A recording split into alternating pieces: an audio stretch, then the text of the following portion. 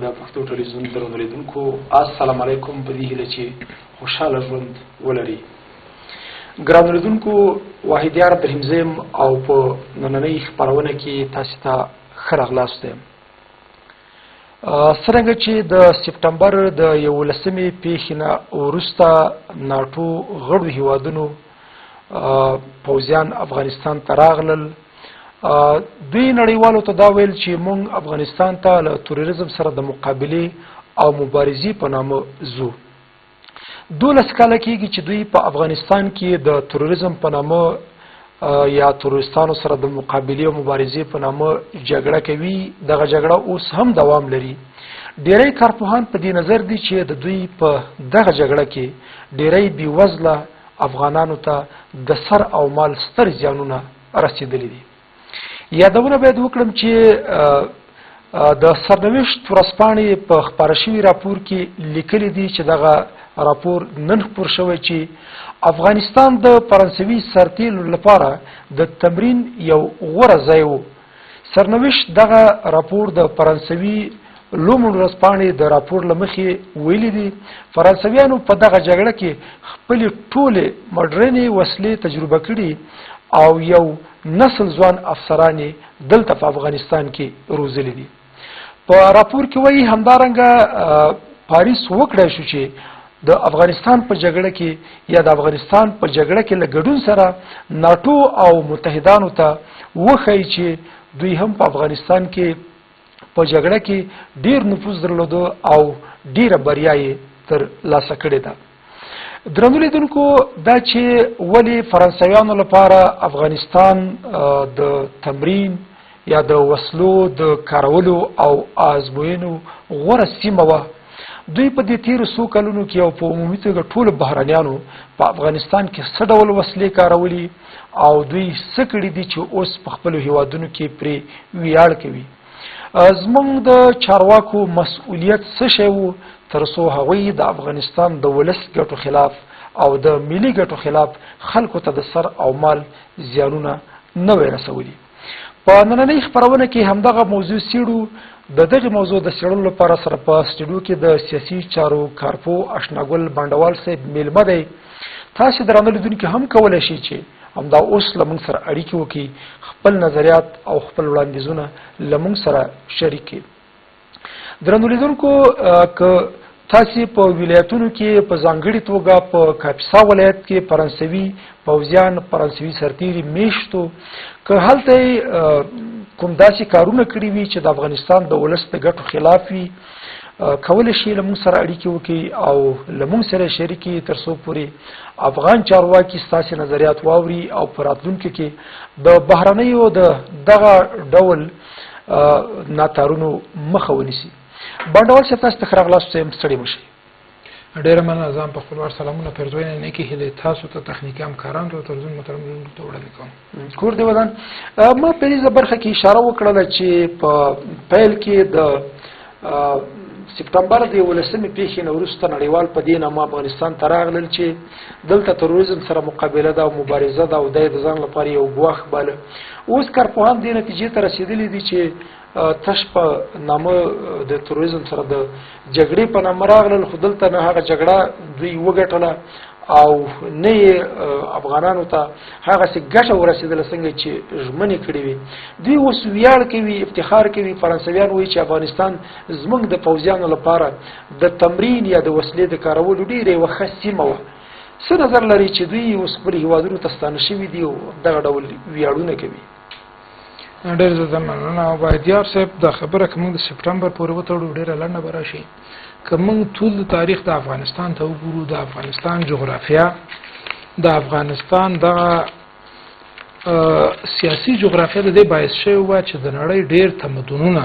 یا هغه د نړۍ زبرځواکونه چې په هماغه خپل عصر کې دی رسېدلي دي او دی ځان په نړۍ کې یکتاز ګڼلی دی، دغه جغرافیې ته یو ځل راغلي دي او دغه جغرافیې نه یې داسې عبرتناکه ماتې خوړلې دي او بیرته د دې ځای نه تللي دي. که موږ د سکندر مقدوني نه شروع کړو او تر دې تېر تاریخه پورې، بیا په دې لنډ تاریخ کې که درته زه ووایم چې په افغانستان کې کله چې انقلاب وشه او دلته د روسانو د راتګ نه مخکې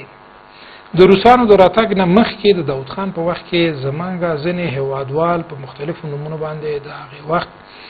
د زمامدارانو نه خفه شوي د ګاونډیو هیوادونو ته تللي دي. د همغې سره په همغږۍ باندې کله چې بیا روسان سیمې ته راځي نړیوال همغه وخت خپل سیاستونه او خپلې وسلې په افغانستان کې د ازمایښت لپاره ږدي. په همغه وخت کې چې د انقلاب اوایلو د نړۍ د ډېرو هیوادونو د وسلې ازمایښتګاه افغانستان و. ازمایښت په افغانستان کې کېده د قسم توپونو نه په دې باندې ډارېدل چې دا خلک مړه شي که تباه شي. په مختلفه ګاز لرونکي وسلې په دلته کارېدلې دي، مختلف توپونه. بیا د طالبانو په جنگ کې امریکای خپل هغه توغندي د طیارونه د بي 250 نه په تورې بورې کې استعمال کړل چې د اټوم وسلې نه پسته دویمه درجه لوی وسلې وي. او سیاستونه هم دا وو چې په افغانستان کې وخت نه وخت د ګاونډیو د نړۍ د هیوادونو نه د بن د کنفرانس نه پسته بیا خپل سیاستونه او خپل قوانین په افغانستان کې ازمایښت یې دي. خبره د فرانسې هم معقوله ده چې په افغانستان کې د دې لپاره یو روزندونو او خپل عسكر او خپل وسله دلته ازمایښت کړې ده او دا ګروپ ته او دا راغله. صرف دا نه د ډېرو هیوادونو ورته موقف ده. هغه به دا خبره نه کړی دی کړی لکه منګه ویو چې د انګلستان یو شاهزاده کله جنگ ته نزي خو اصلا افغانستان د دې لپاره د لوبي یو میدانو، افغانستان د دې لپاره د ساتیري یو میدانو. امریکایانو پکې فلمونه جوړول چې تر نن پورې هغه انځورونه ښیي چې په افغانستان کې څنګه جګړه من کوله. د انګلستان شاهزاده ایری هغه راځي په اغیزي کې دلته څومره افغانان مظلوم افغانان بې ګناه او د ګناه سره دا وژني. نو دا صرف د فرانسې نه د ډېرو هیوادونو لپاره یو میدان. ډیره مننه. دوی یعنی وایي چې خپل د فرانسوي لومو په نامه ورځپاڼه د دې لیکلي دي چې نږدې 15,000 فرانسوي پوځیان په افغانستان کې چې راغلي دي د قیصر په نامه توپونه، ټایګر هلیکوپټرې، همدارنګه د پیلوټ الوتکې او نور پرمختللي تجهیزات او وسلې دلته وازمویلي وی کارولي. څه فکر کوئ په خپله باندې دغه د افغانستان کې د دغه ډول وسلو کارول یا دلته په دغه وسلو باندې د افغانانو وژل د کوم جدیت او زدیت ولې افغانانو سره دوی دومره اندازې ته ضد درلوده؟ یو خو وایدیار صاحب د افغانانو د ګناه ده چې د نړۍ په وړاندې باندې افغانان څومره ګرم دي او نړیوال ولې د سره زدیت لري. یو دا خبره ده. یو دا ده چې نړیوال ولې غواړي په دغه جغرافیه کې د خپل دغه کارونه مخته کړي. د افغانانو په وړاندې که موږ انګلستان وګورو د انګلستان سره موږ درې هغه ننګین جنګونه لرو چې هغه تر ننه پورې هغه خلک په یاد کې ساتي او په خپلو تاریخونو کې لولي. نو هغه خلک راځي خپل وسلې او خپل نظامی مشقونه په افغانستان کې کوي. د فرانسه ولې چې د انګلستان او د اروپا د اتحادیې یو غړی دی دی هم غوښتل په افغانستان غوندیزي کې ځکه افغانستان جغرافیا مشکل ترینه جغرافیا د سیمه ده. په هغه اوارو میدانونو کې د دې عسکرانو جګړې کړې دي، په بحرونو کې یا په سمندر کې د دې عسکرانو دا مشقونه کړې دي. د افغانستان غوندې ځنګلونه دا یو تاریخ دی چې د افغانستان په تاریخ کې او په دغه جغرافیه کې د نړۍ ډېره برقدرتونو سرونه خوړلي دي. دا د ټول نړۍ لپاره یو معما و چې دلته کمې داسې خبرې دي. په دغه خاطر باندې د خپل هغه ټول سپیشل فورس خپل عسكر راوړي چې د سخترین حالت سره د جنگ په خاطر، ځکه د افغانستان نه سخت جغرافیا په نورو هیوادونو کې شاید ډېره کمه او د افغانستان غوندې ننګونه او د افغانستان افسانې او قصې چې نور نړۍ اورېدلې دا د چسپي ټول هیوادونو سره ده چې د افغانستان جغرافیه کې که د عسكر او وسلې وازمایل شي او کامیاب شي پس د اصلي او د عسكر دا کامیاب ګڼل کېږي. یعنی دوی چې په افغانستان کې کومه جګړه کوله جګړې یو برخه یا یو موخه دا ولا چې دوی باید په افغانستان کې خپل وسلې وازموي او دوی باید وروسته لدین چې وازمل شي دوی د ځان لپاره یو بریا بولي. واحدیار صاحب کوم ګورو چې د نړۍ د افغانستان جګړه کې ګټه څه د نړۍ جګړه په افغانستان کې نه و، دا د امریکا جګړه و. د امریکا په عراق کې خپل جګړه و، په افغانستان کې خپل و.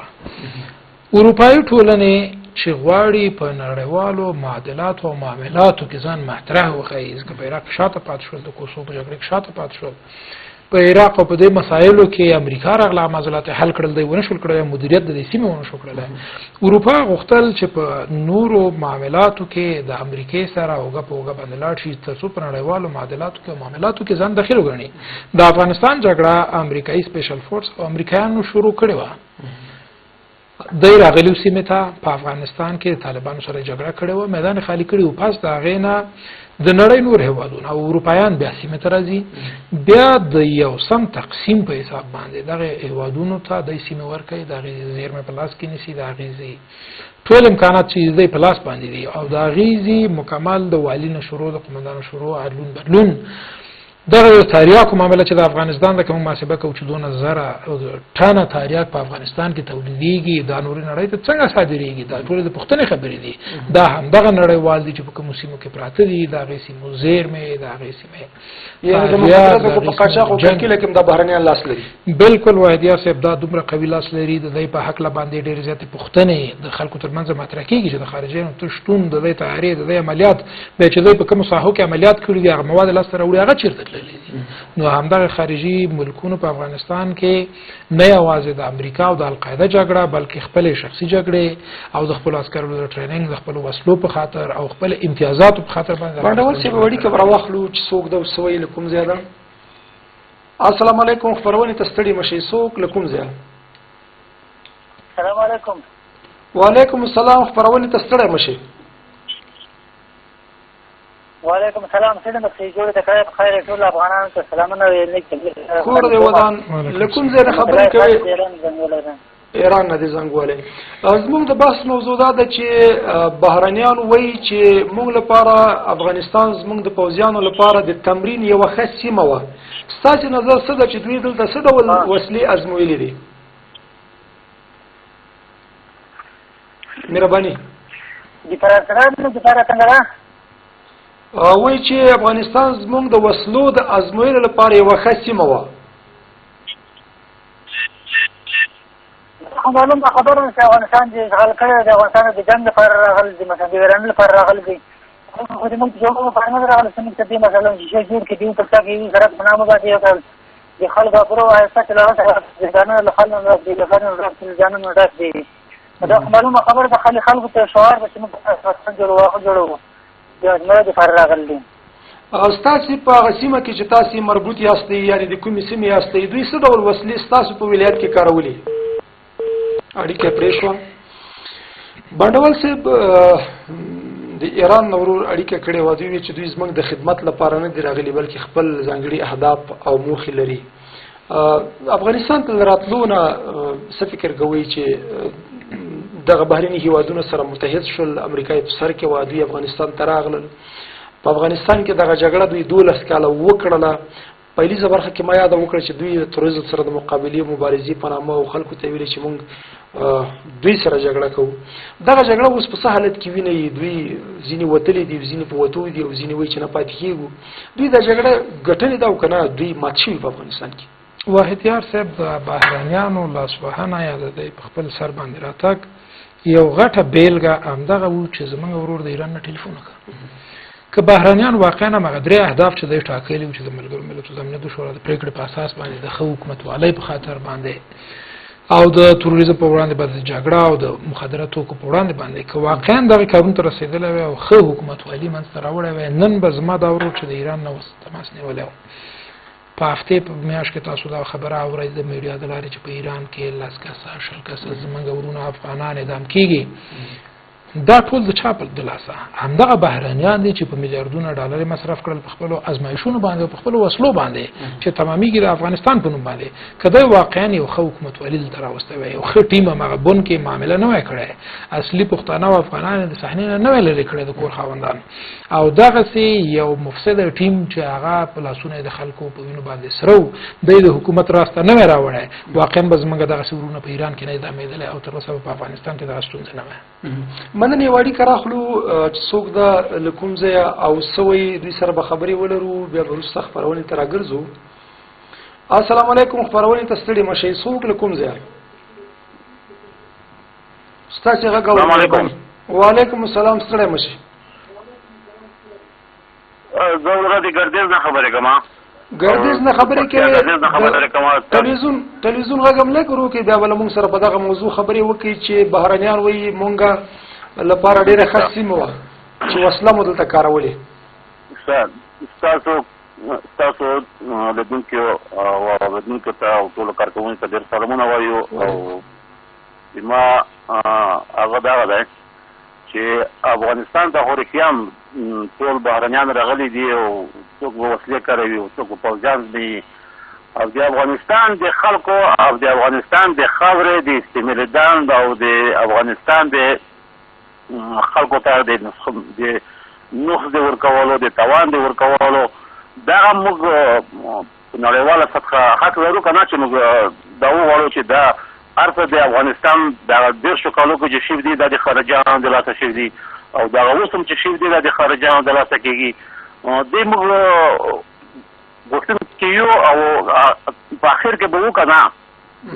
ډېره مننه. نور سوال خو نه لرې؟ سلام کور دې ودان خوشحاله اوسي. بڼوال صاحب تاسې واورېده چې 10 کاله کېږي د بهرنیانو جګړه په افغانستان کې روانه ده، له 10 لا زیات شوي دي. وایي چې دا 12 کلونو کې بیا هم دا جګړه دوی راوړي، دوی په افغانانو تپلې.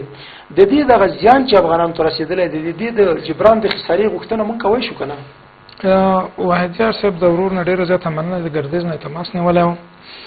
واقعا په افغانستان کې د 10 کاله پردی جګړه که کله روسان افغانستان ته راغلي وو، افغانستان یې د بدبختۍ سره مخامخ کړی و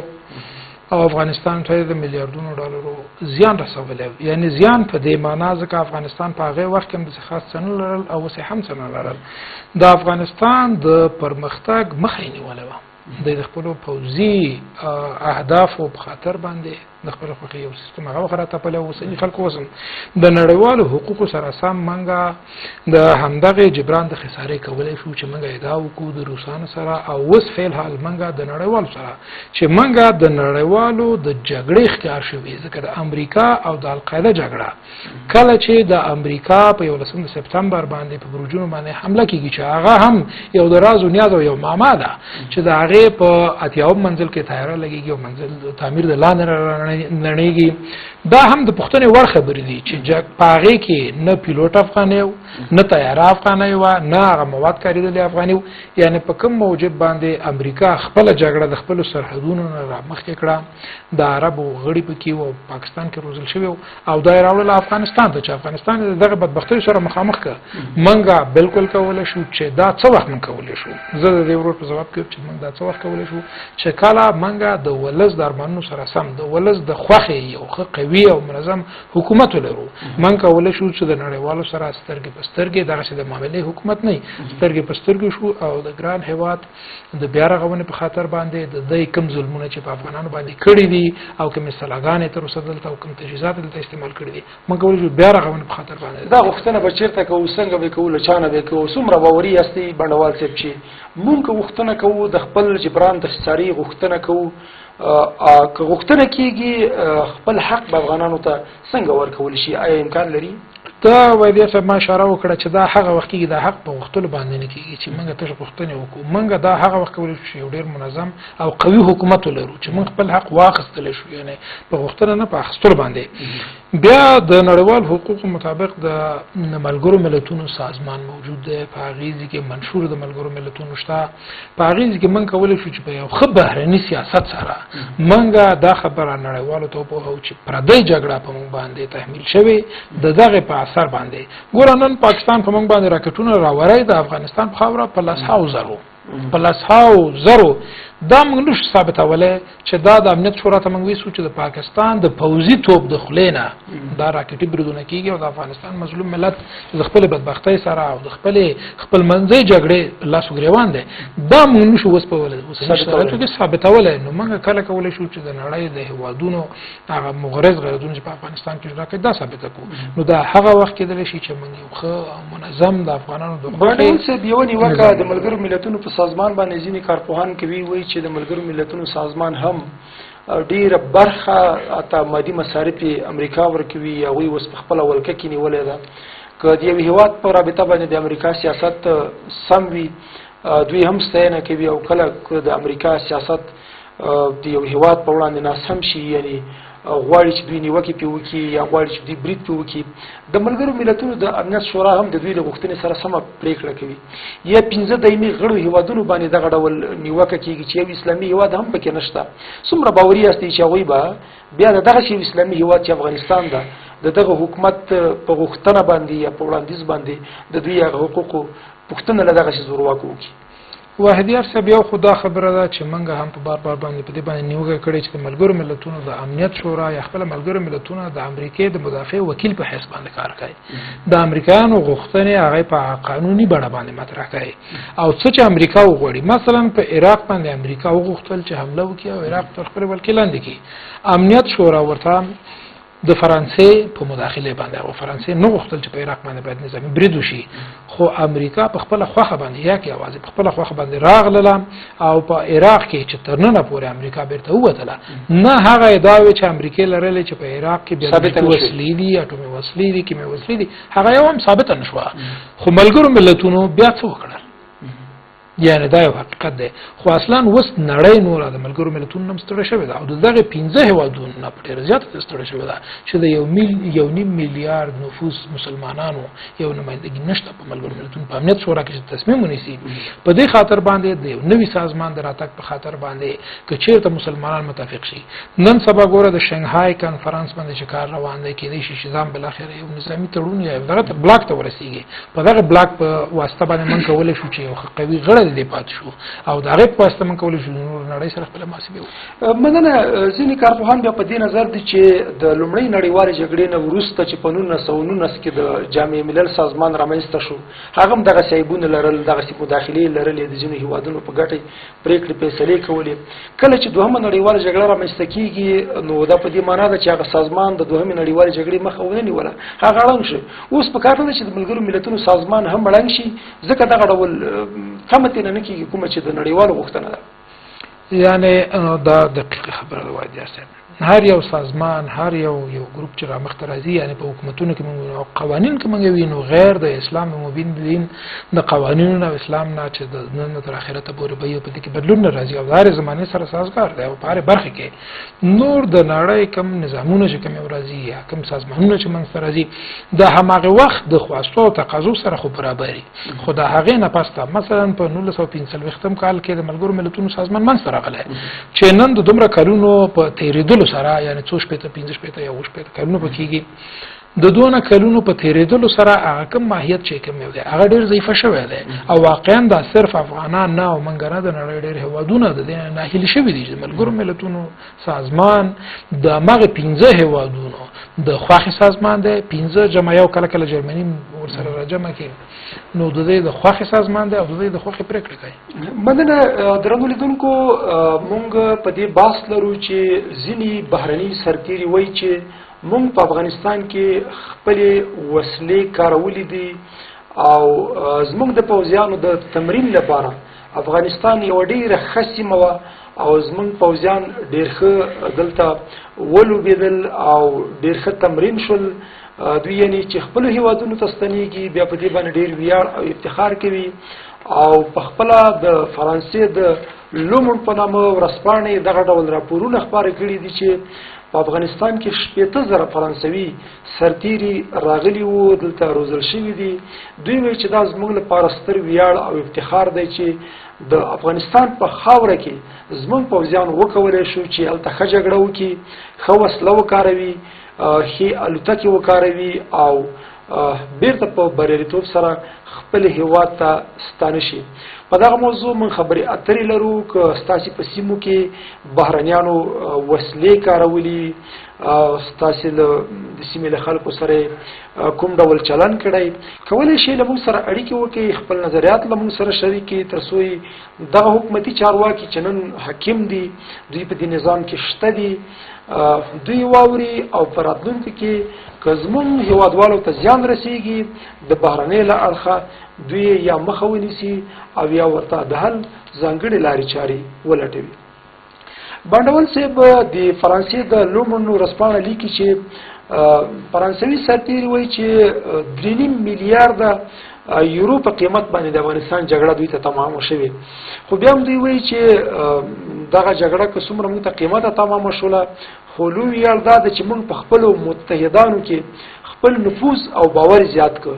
یعنی هغه خپل متحدین زموږ ملګري اوس په موږ ډېر باور لري چې زموږ پوځیان وکولی شو چې دلته ښه جګړه وکړو، ښه جګړه په مخ بوځو. یعنی فکر نه کوي چې دلته دوی دغه جګړه کړې ده. جګړه ډیره داسې شوې ده چې د دوی د جګړې له امله بېوزله خلک وژل شوي. یعنی د افغانستان د بېوزله خلکو په وژلو باندې افتخار کوي کومه بله معنا لري. واحد یار صاحب تر اوسه موږ په دې خبره وګړېدلو چې د فرانسویانو دا دغسې ده چې موږ دا کار کړی دی، خو د دې قضیې یو بل اړخ چې زه تاسو ته غواړم دا خبره هم درسته نه ده چې نړۍ صرف دلته محکمې خواستې چې لرلې هغه پوره شولې. د نړیوالو د دې په ځای باندې چې خپلې ډېرې بودیجې راوړې او سرمایه او پیسې راوړلې او په افغانستان کې افومیل شولې، څه د هغې د خپلو غلطو محاسبو په خاطر باندې او څه د دې غلطې ادارې باندې سرمایه گذارۍ په خاطر باندې د دې سره سره د دوی په زرهاو عسکر دلته په افغانستان کې ووژل شول، د دوی په زرهاو عسکر دلته ټپیان شوي، بدن غړي د لاسه ورکړي دي. د امریکې ګمان ویل کېږي چې څوک دا مهربانه شي. السلام علیکم، ستړي مشئ. وعلیکم السلام. ستاسو غږ اورو، مهرباني وکړئ. مهرباني کور دې ودان څوک له کوم ځای؟ شاوات د پکتیکا ولایت خبر. پکتیکا ولایت نه کپاړو نه موضوع څه نظر ولري، مهرباني وکړئ. موضوع خو دا غدا تاسو ته لامتیان او صلاح استعمال. بله همدغه ده. او یې شهید نتیجه نه کور. الحمدلله طالبان سره زیات شو. ان شاء الله شکست خواله د دې تروا. ما دا نظر ستاسو نظر مونږ صحیح وانه ورته که بیا مهرباني وکړئ ستاسو نظر لږ مونږ صحیح واورو چې لږ څه تفسیر مونږ دا کوي. ما نظر دا ده چې دوی صلاح استعمال کې څه نتیجه نه کوي. لا جنګ دا ان شاء الله دوی شکست سره مخ ته روان دي. شکست یعنی دوی دلته له ماتې سره مخامخ دي؟ بالکل له ماتې سره مخامخ دي، دا روان دي. تاسو وینئ علت یې څه بولي چې دوی له ماتې سره مخ شو؟ لکه دا د دوی ناکامه دی، هغه چې راغلي وي ناکامه وګړي دا اوس روان دي. څه چې دوی له ماتې سره مخ کړي تاسو دا راته ویلی شئ؟ جنګونه له ماتې سره مخ کړل. کور دې ودان نه شوه کولی. مننه، خوشحاله اوسئ. ورورو شاه محمد پکتیکا نه بانډوال صاحب دی وایي چې دوی له ماتې سره مخ دي، دوی شکست خوړلی ده او دوی اوس روان دي. دوی که دلته جګړه یې کړې ده نو په خپله یعنې د جګړې له امله دوی مات شوي هم دي. څه نظر لرئ؟ شاه محمد ورور نه یو نړۍ مننه.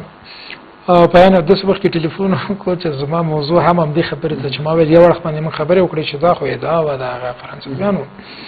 په حقیقت چې موږ په افغانستان کې وګورو چې نړۍ په ډېر تعداد سره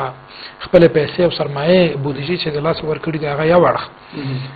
هغه په هیوادونو کې چې په حکومتونو باندې خلک ناهیلي شوي دي او هر کال د سروې اپډیټ کوي د افغانستان په جګړې باندې پخوا 80% خلکو غوښتل چې هیوادونه د جګړه دلته وکړي، اوس 40% ته راغلې ده. بله دا چې د بهرني هیوادونو ډېر عسکران چې افغانستان د اراضي سره او د افغانستان د جنگ سره او د ایمان د جذبې سره بلد نه وو، هغه وژل شوي دي. ډېر زیات هم ټپیان شوي دي چې تش د امریکا ویل کېږي 40,000 عسکران هغه خپل لاسونه پښې د لاسه ورکړي دي او 100,000 شاوخوا امریکایان خپل اعصاب د لاسه ورکړي لیوني شوي دي چې اوس په امریکا کې هغه په شفخانو کې خپل ژوند تېروي. نو که دا محاسبه موږ راواخلو چې په همدغه تعداد به د انګلستان خلکو سره هم د ستونزې راغلي د فرانسې سره څومره چې تعداد عسکر د چا زیاتو ډېره صدمه او ډېر زیان یې لیدلی دی او د چا چې کم و هغه به کم زیان لیدلی، یعنې د امریکا پر طالبه فرانسویانو زیان کم لیدلی. خو دا خبره ده چې دی په خپل دغسې محاسباتو کې ډېر ناکام و. مثلا د امریکې د سیل په نوم باندې چې کوم ټیم و چې ډېر خاص عملیات سی هغې په سمندر کې او په ارض او په هوا کې او په ځمکه کې د عملیات کول او د یو عسکر په سر باندې دی په هماغه وخت کې ویل چې څومره لکه ډالره مصرف راځي. د هغې 40 نفره په غزني په ولایت کې ګمان کوم غزني کې وردګ په ولایت کې په تیر کال په یو عملیات کې چې دی په هلیکوپټر کې ناست و او هلیکوپټر په یو سرشنی راکټ باندې وویشتل شو. نو د دوی هغومره یو قوي ټیم چې نړۍ کې په محاسبه کوي امریکایان چې زمونږ د سیل ټیم دومره خطرناک خلک دي او په یو عادي جګړه کې د هغه طالب او هغه بېوزله خلکو چې په لاس کې غټ شی به یو راکټ لانچري د هغې په نتیجه کې د لاسه ورکړل. نو دا څومره چې خپل قوتونه دی ښیي او څومره فلمونه او څومره میډیا، ځکه موږ د افغانستان جګړه همیشه چې تعریف کړې چې دا یو تبلیغاتي او استخباراتي جګړه ده. تبلیغاتي په همدې معنا چې دوی هېڅکله خپل ماتې نړۍ ته نه دي ښودلي. د امریکا د ټول بهرنیانو مړي تر اوسه پورې دقیق چاته نه دي معلوم. د دوی په تیارو کې څومره ژوندي راغلي دي او څومره بیرته مړي تللي دي. دا پټۍ د افغانستان په جګړه کې واقعا دا څومره چې دوی میډیا ته ښیي او خپل ولسونو ته وایي د هغې نه په ډېر زیات اندازه باندې خپل وګړي د لاسه ورکړي دي او په افغانستان د ناکامۍ سره مخامخ شوي دي. مننه بڼوال صاحب، یوه خبره چې ډېره مهمه ده، په فرانسه کې په خپله باندې د رواني ناروغۍ متخصصین کله چې د هغو فرانسویانو یعنی معالجه کوي، د هغوی درملنه کوي، وایي چې په 100 کې 90% چې د دوی لیونیان دي اوس کله چې دوی د کاپیسا له ولایت نه ستانه شول اکثره داسې دي چې په خپل کورنۍ سره ناست دي، نو سره په زنګون ایښی ده او حتی د خبرو کولو مجال ورسره نشته، یا ډېر داسې دي چې په خوب کې ډارېږي، ډېر داسې دي چې یعنی د خپل کورنۍ سره هېڅ ناسته ولاړه نه لري. وایي چې دا د کاپیسا په ولایت کې دوی د جګړې ډېر نارامه کړي دي او اکثره هلته لیونیان دي اوس. په خپله دا د دوی لپاره یو د مات یو زیری نه ده؟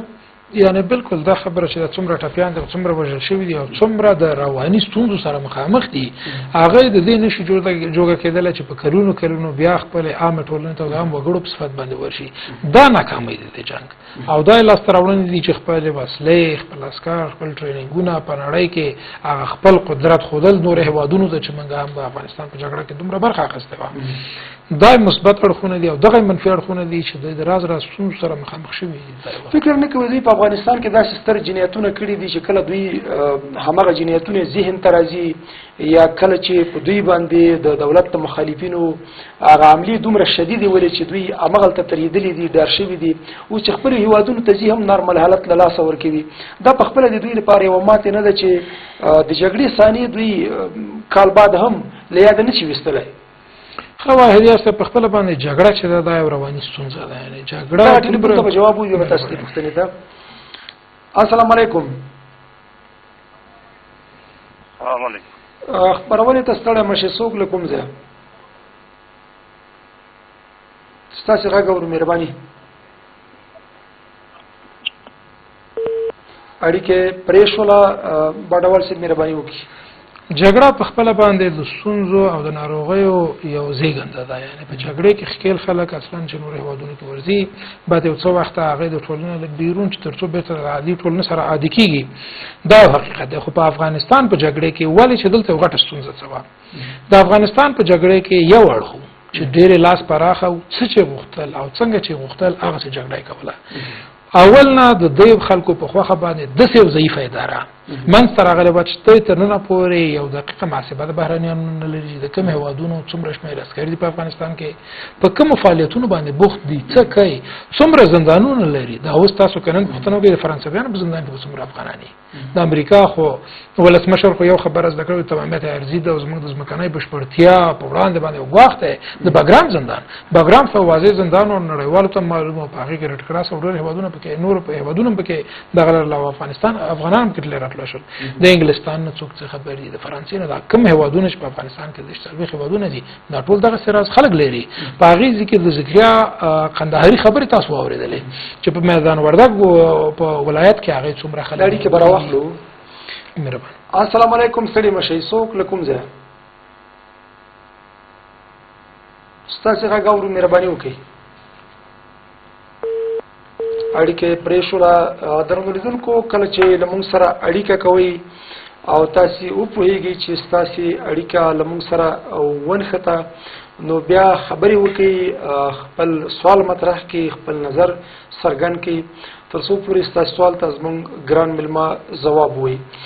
بانډوال صاحب مهرباني تاسې د ذکریا یاده کوله. ذکریا قندهاري په خپلو څرګندونو کې دا خبره واضح کړې چې 3 امریکایي قومندانانو د هغې په خوښه باندې افغانان بندیان به یې راوستل هغه به بیا د ډیر تشدد نه او د وهلو ټکولو په اثر باندې به هغه وژل بیا په تور پلاستیکي خلطو کې به د اخیستل او د غیزې نه گزارول د نور ترجمانانو سره دا خو صرف یو نمونه ده چې مش نمونه خروار د غاړي کې براوخلم دي ته به تاسو دوام ورکړي. السلام علیکم ستړي مشي. الو تاسو هغه ګورو مهرباني څوک لکم زه. السلام علیکم. وعلیکم. زه روحله زابل د وجلو سوالي ل تهران خبرې کوم. ایران روحله صاحب د ټلویزیون غږم لګرو کې بیا خپل پښتنه مطرح کړي.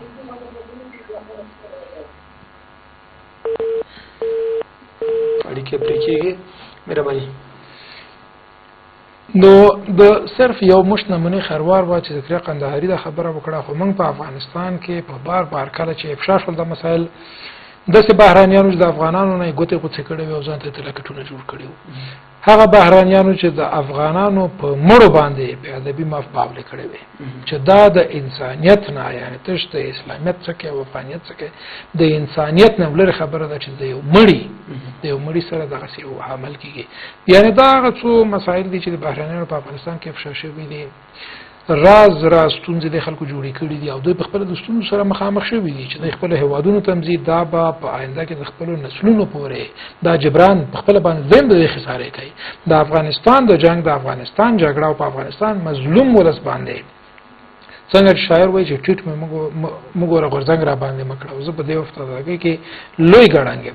افغانستان دغه څه ګړنګ دی چې ډیر عاجزه او ډیر یو مسکینه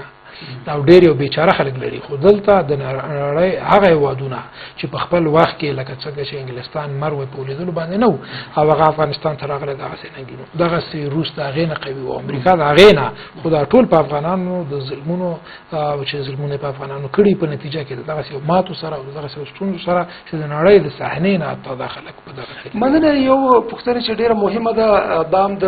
تیر ورځې د سرنوشت ورځپاڼې په راپور کې راغلی و چې د غاړي کې براوخت بیا به رسلاګینه د پښتنه مطرح کو. السلام علیکم خبرونه ته ستړی مشه څوک لکم زه. خیر سي زومبای دي. السلام علیکم. مننه مهرباني که څه نظر پښتنه ولري. نظر پښتنه دا چې دا خارجان افغانستان ته د سولې په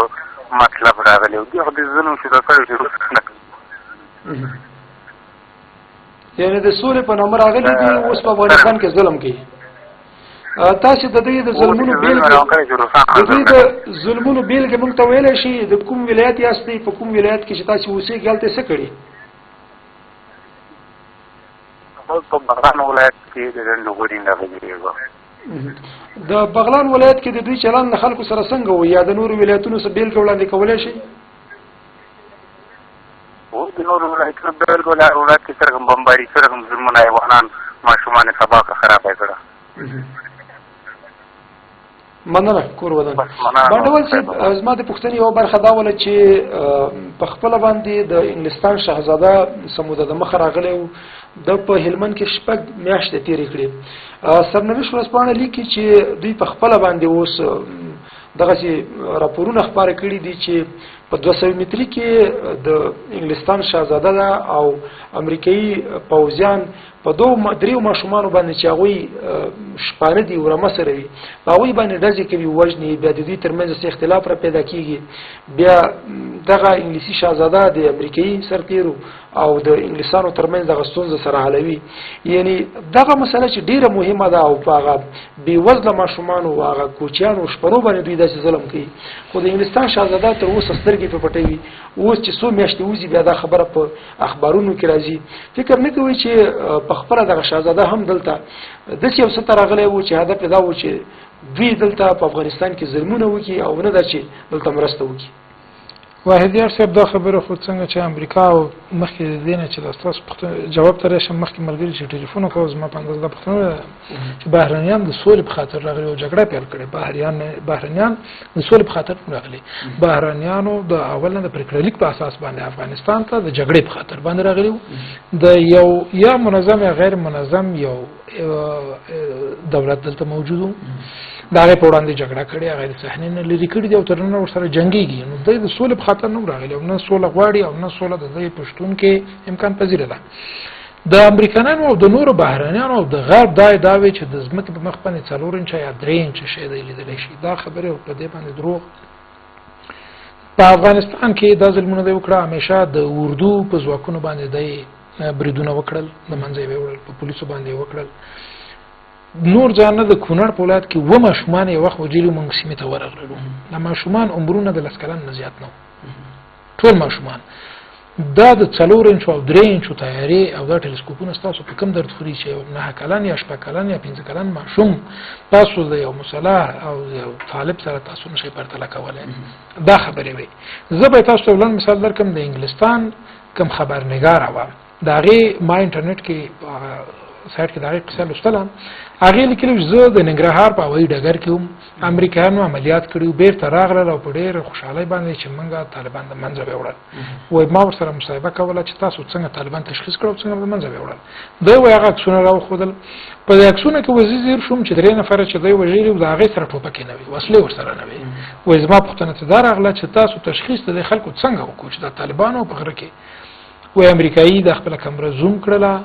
د دغه سړی امګیره غټوا غټ کالی یعنی د یو پښتون لباس چې موږ پښتانه سره په سر باندې یا لونګي یا په کول موږ اکثرا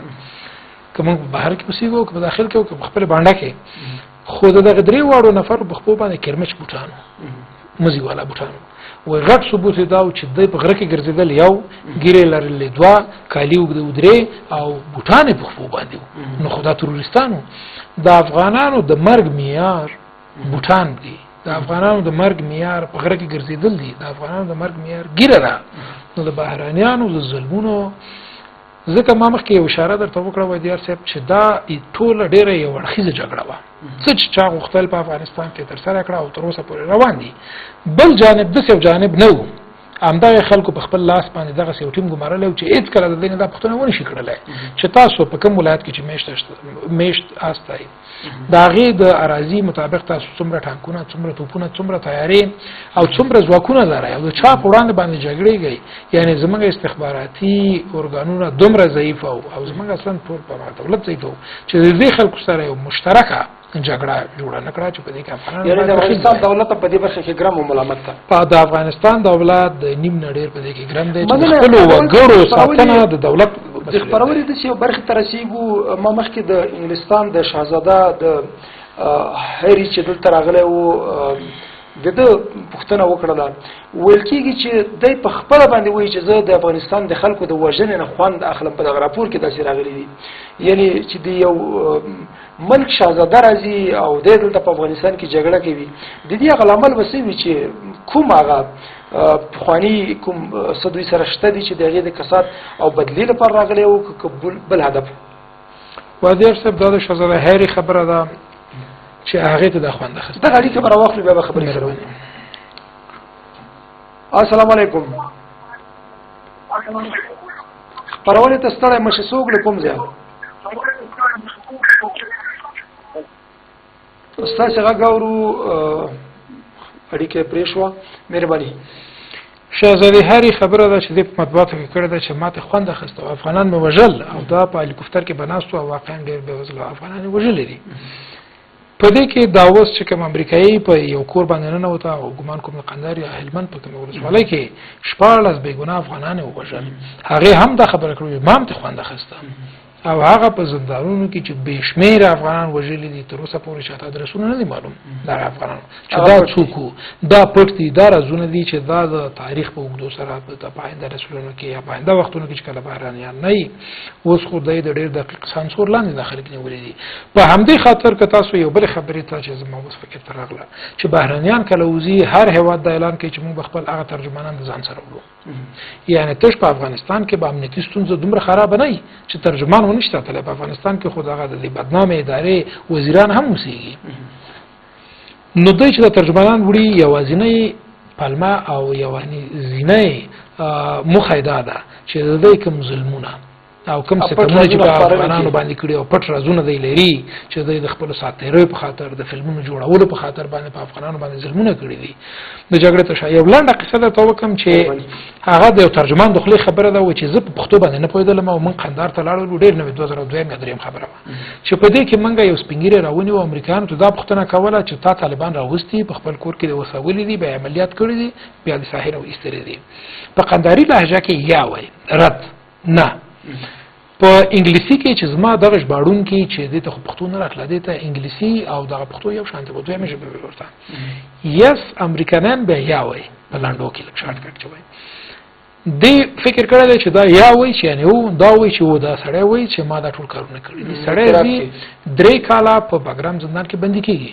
د 3 کالو پس نه خارج بهرنیان نستي او ترجمانان نستي ټوکې کوي خپل زړه خاطرات سره وای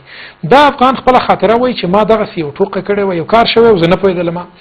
هغه امریکایي قومندان فکر کوي چې خبره د بسړي برخلیک څه شه هغه په سیګرځي څو میاشتې بل اخر سره پیدا کوي چې 3 کال نه زیات د بګرام په زندان کې دا پروت دی وخت طالب دی اول قاعده ده بیا ورته وایي چې ډېر وبخه ساري او یو پاکټ کې بسکټ ورکړي او دا بابا خپل کور دی شي 3 کال 4 کال یو سره د خپل کور نه لري ساتل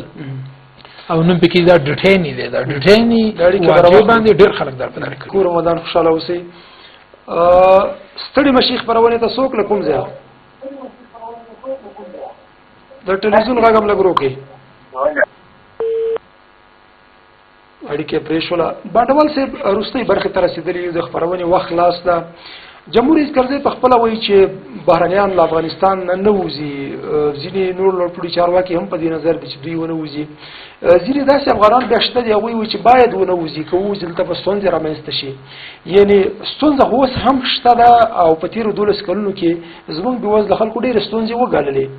په خپله باندې د دوی پاتې کېدل یا دوی ته اډې ورکول یا ناټو غړي هېوادونه نور هم غواړي چې دوی پاتې شي 2014 کال نه وروسته فکر نه کوي چې دې نه ډېر نور ناتارونه نور نادود یا ډېر ظلمونه په افغانستان کې بیا وکړي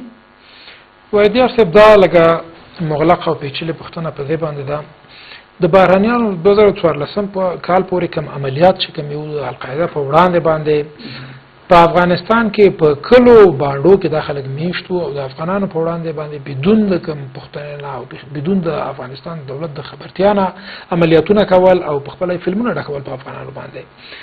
دا خبره بعد افغانان په خپل باندې بدون د نه چې بهرنیان اوغاړي پاتې شي یا بهرنیان اوغاړي شلار شي ځکه دا غیر تصمیم موږ پورې اړه نه لري نه زموږ نظریات ته او نه زموږ خواهشات ته افغانان په خپل کې باید کینی دا ټول خبره وسانځي ځکه بهرنیانو په افغانستان کې د اتفاقۍ دغه څه تخم شیندل دي لکه څنګه چې په عراق کې شیندل دي د عراق نه دغه سره داخله قوتل په عراق کې نن ورځ تاسو وګورئ شیعه سنی کرد په خپل منځ کې د ورځې 50 عراقیان مظلوم ولس د بمونو په ترڅ کې د امري او کنمري نو په افغانستان کې موږ دغه حالت غواړو چې راشي او کرانه شي د دې یو قوي محاسبه موږ ته پکار ده چې بهرنیان که پس د دې نه په خپل بیسونو کې اوسېږي او خپل نظامی نه ملکی مېره دوام ورکړي السلام علیکم مهرباني کوئ تاسو زموږ غږ اورئ مهرباني وکړئ خپل نظر مو څرګند کړئ الو تاسو غږ نه اورم السلام علیکم سر ډیره مننه تاسو غږ مونږ اورو مهرباني وکړئ که څه نظر پوښتنه ولرئ مهرباني الو تاسو غږ اورو مهرباني وکړئ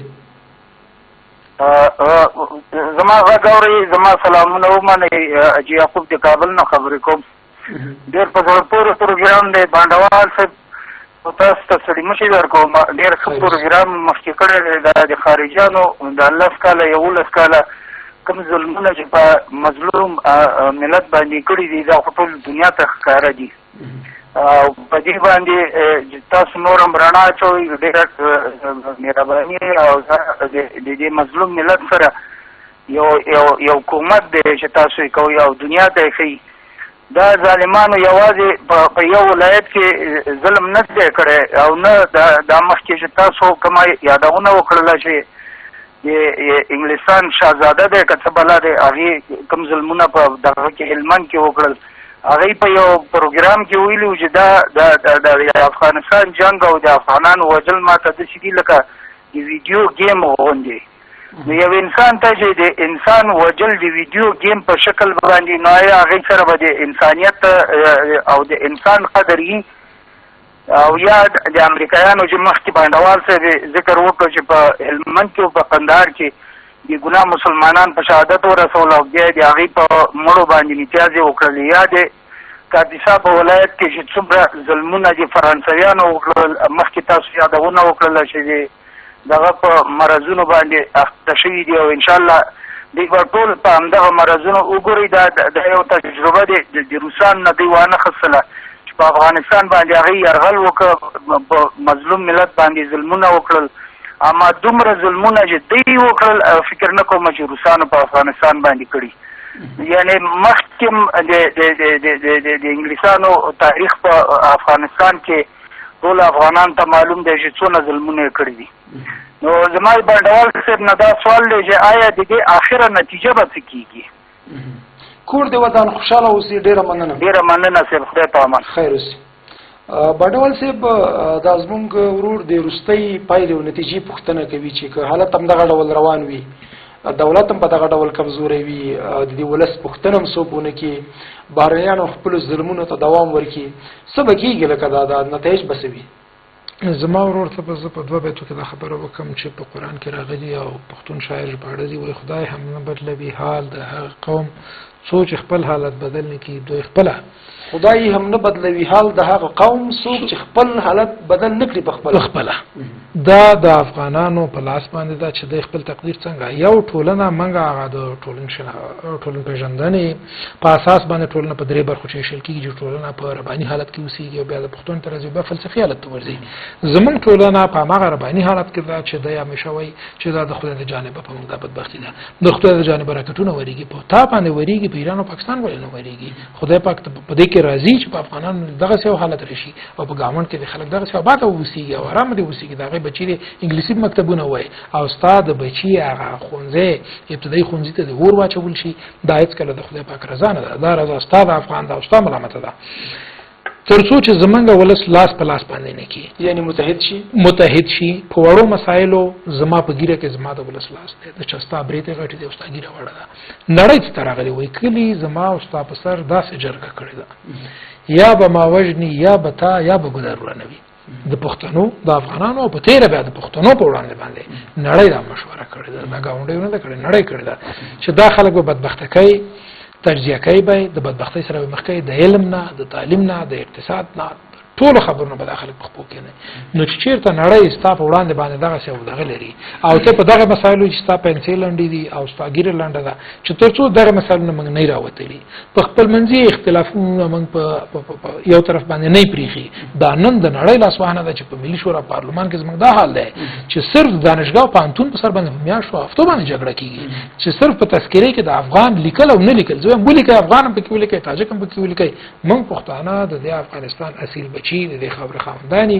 موږ ته د افغانان ولیکل شي. څوک چې نه غواړي ځان افغان ولیکي نو په زور باندې خو کلی نه پاتېږي، تاجک ته ولیکل شي، هزاره ته ولیکل شي. موږ ته هم دا محاسبه راشي چې په افغانستان کې 2% قوم د څومره امتیازات اخلي، د یو ولسوالۍ د افغانستان 50% امتیازات هغې خوري، د یوې ولسوالۍ خلک د بلې ولسوالۍ 50% نور خوري. بې برخې او مظلومه پښتانه او موږ اکثریت یو، موږ دغسې ملي نه ملي کېږي تر څو پورې یعنې ستاسې هدف او موخه دا ده چې یووالی ولرو، وحدت ولرو، کولی چې بیا د بهرنۍ په وړاندې ښه ځواب ووایو، بیا کولی شي چې خپل کورنی سیاست تاسو جوړ کړئ. کورنی سیاست چې دی دا متضمن بیا د بهرني سیاست دی چې تاسو د نړیوالو سره په خپله افغاني او ملي ګټه باندې چې افغاني ګټه موږ سنجولي که نړیوال پرېږدو په کومو شرایطو باندې د دې بیسونه باید څنګه د عملیات باید څنګه. وروستۍ پوښتنه بانډوال صاحب دا کوم څنګه چې فرانسوي سرتېري خپل هېواد ته ستانه شوي دي او ټول ویل کېږي چې ډېره برخه لیونیان دي او حتی دوی داسې یو تکلیف لري چې نشي کولی چې اوس هلته خپل د کورنۍ مشکلات حل کړي. فکر نه کوي چې دغه پاتې پوځیان دلته په افغانستان کې دوی به هم د دغو ظلمونو له امله چې زموږ ولس سره یې کوي له دغسې یو حالت سره مخ شي کېږي. د جګړې دوام په خپله باندې ما مخکې ویل د جګړه خپله ډېرې ستونزې زېږوي چې په خپله اقتصادي، په خپله باندې په نظامي برخه کې او په خپله په رواني برخه باندې په هماغه سرتېرو بیا په داسې یو سرتېرو چې د نړۍ یو شهزاده راځي او د نړۍ د یو ټول ملنګ چې د طالب په ملا باندې د پیاز غوټه او د تنور ډوډۍ ورسره وي د دې په وړاندې باندې یو شهزاده جنګېږي نو د داسې رواني ستونزو سره مخامخ حتما به له ستونزو سره مخ کېږي. ډېره مننه بانډوال صاحب چې راغلی له موږ سره مو په دغه بحث کې ګډون وکړ